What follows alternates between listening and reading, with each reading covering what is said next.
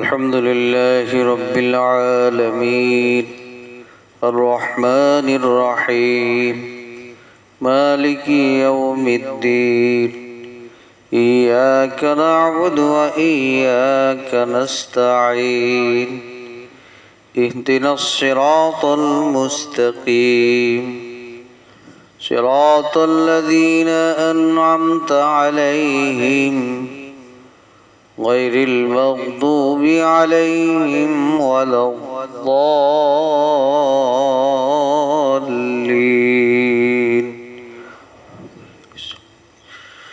يسبح لله ما في السماوات وما في الأرض الملك القدوس العزيز الحكيم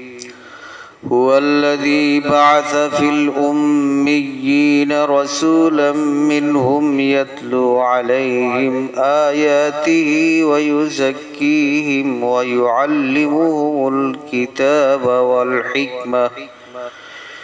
وإن كانوا من قبل لفي ضلال مبين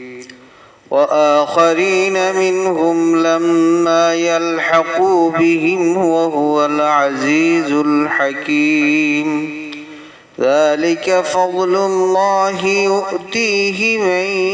يشاء والله ذو الفضل العظيم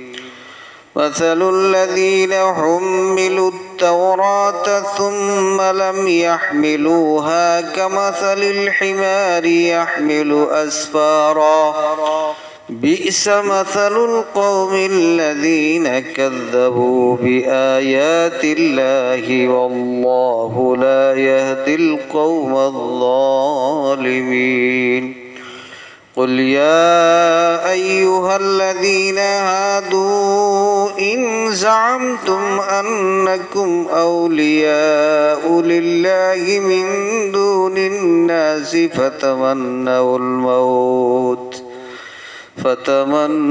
الموت إن كنتم صادقين ولا يتمنونه أبدا بما قدمت أيديهم والله عليم بالظالمين قل إن الموت الذي تفرون منه فإنه ملاقيكم ثم تردون إلى عالم الغيب والشهادة فينبئكم بما كنتم تعملون يا أيها الذين آمنوا إذا نودي للصلاة من يوم الجمعة فاسعوا إلى ذكر الله وذروا البيع ذلكم خير لكم إن كنتم تعلمون فإذا قضيت الصلاة فانتشروا في الأرض وابتغوا من فضل الله واذكروا الله كثيرا لعلكم تفلحون وإذا رأوا تجارة أو لهوا انفضوا إليها وتركوك قائما قل ما عند الله خير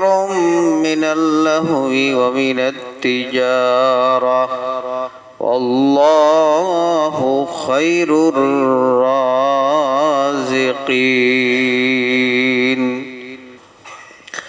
الحمد لله رب العالمين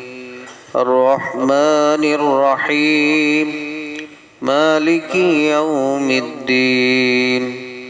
إياك نعبد وإياك نستعين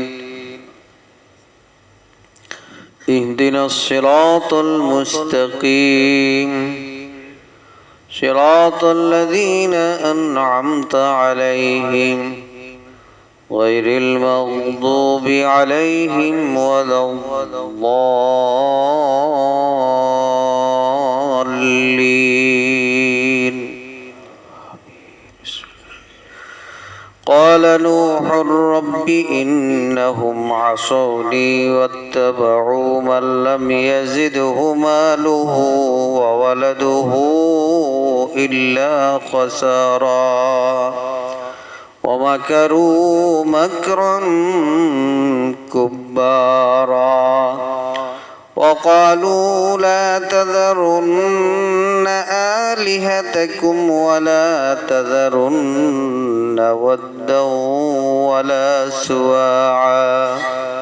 ولا يغوث ويعوق ونسرا وقد أضلوا كثيرا ولا تزد الظالمين إلا ضلالا مما خطيئاتهم أغرقوا فأدخلوا نارا فلم يجدوا لهم من دون الله أنصارا وقال نوح